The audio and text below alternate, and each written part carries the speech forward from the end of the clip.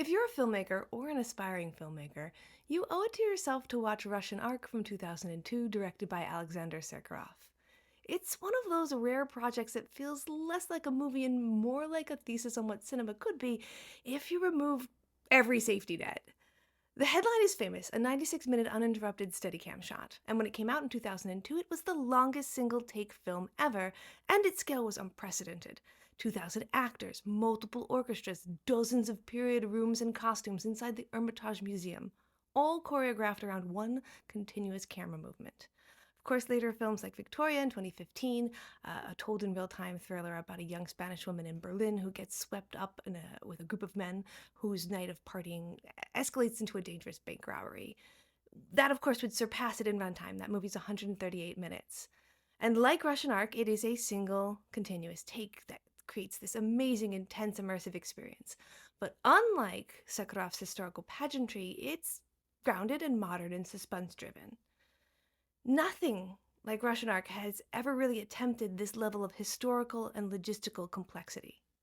There's also lineage to appreciate here. Sokharov's approach, the fluid camera drifting from room to room, capturing overlapping conversations, multiple worlds at once, remind you of Robert Altman's work? Altman loved the chaos of life, the ensemble cast, the overlapping dialogue that made scenes feel really lived in. And Russian Ark takes that sensibility and folds it into one hypnotic experience of history itself. The camera doesn't just act like a window for the viewer to observe history through, though. Don't think that it's like that. It really becomes the river through which the history of the story flows. Catherine the Great brushes past Napoleonic soldiers, dancers pirouette beside revolutionaries. The last Romanovs fade into the shadows of a centuries-old palace. The Hermitage here isn't just a backdrop, it becomes a living, breathing participant.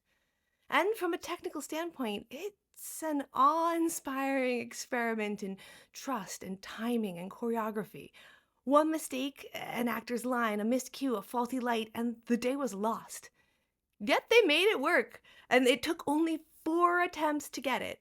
The first 3 were ruined by minor mistakes. I think an actor missed a cue, there were some timing issues, and a technical glitch. So, if you're a filmmaker, a film student, or just someone curious about what the medium can achieve, Russian Ark is essential viewing. It's proof that cinema isn't limited by convention, it's shaped by what we dare to attempt, one continuous, glorious take at a time.